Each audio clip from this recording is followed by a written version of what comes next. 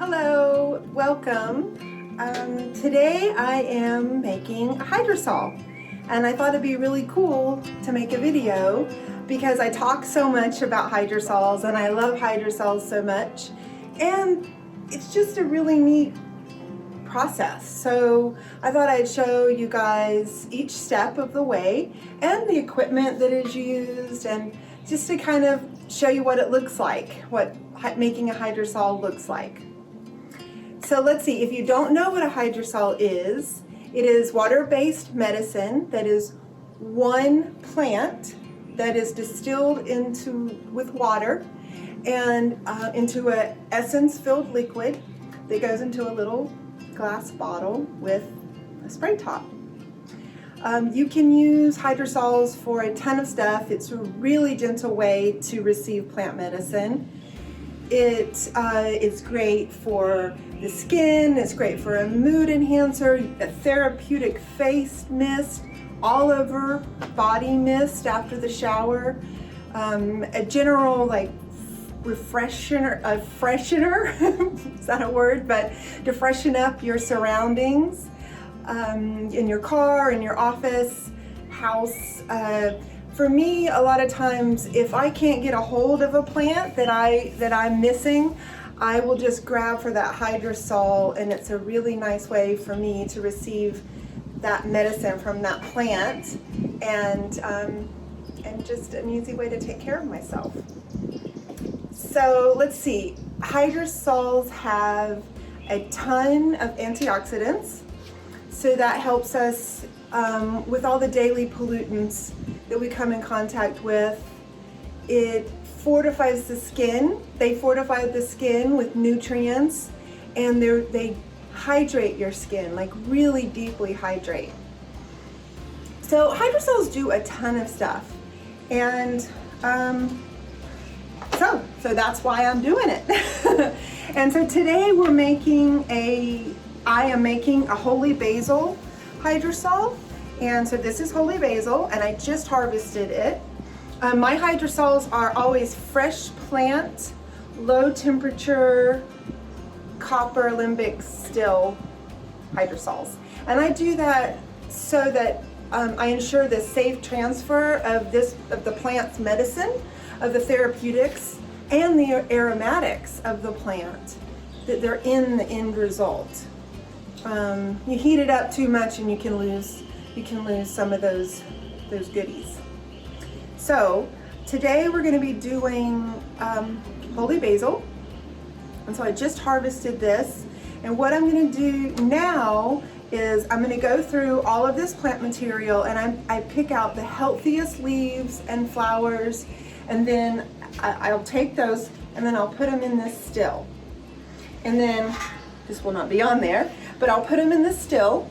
And then I'll have to weigh it out and everything, and then I add the appropriate amount of clean water into the still, put the lid on, and then after that I will be taking it over to the flame. Hi there. So welcome over to the flame. I ended up harvesting about 8 pounds of tulsi for this hydrosol. And so that took me about 4.5 to 5 hours to look through all that plant material and pick out the best things. So after I did that, I picked out all the best parts and put them in the still. And then I added the appropriate amount of water. And so I added the top, brought it over to the flame, and it's been heating now for almost 2 hours. And so I heat it really slowly in order to keep, like we talked before, all those antioxidants intact, any of the plant therapeutics, just so that they stay in the vapor and therefore end up in our hydrosol.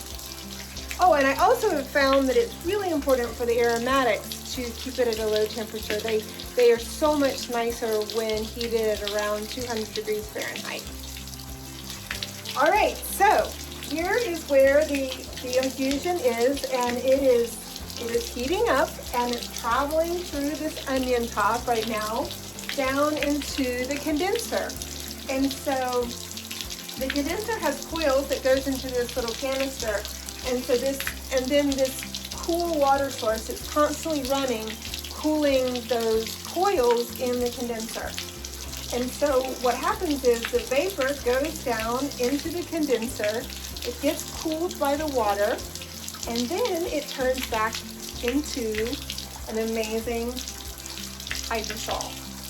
And so that's what's happening right now. I don't know if you can see, but it's slowly dripping into this mason jar. I'm going to try, I don't want to waste this magic liquid, but let me see if I can show you. So there's about a quarter of a quart right now. And so, oh, it's so good. It's so good. Okay. So anyway, this is how you make a hydrosol. And so I spend the whole day doing this. You know, I start by growing my own plants, so then I harvest them, I process them, do the whole thing, distill them all in one day. It's what I dedicate my day to. And I have to say, I look forward to it so much. When I know that I'm going to be making a hydrosol, I'm really excited the night before, because there's not a lot of opportunity in my life right now to just sit and focus on one thing. And so this brings me a lot of peace, and I always end up learning something new, either about the plant or distilling or both. But I walk away with some new knowledge every single time.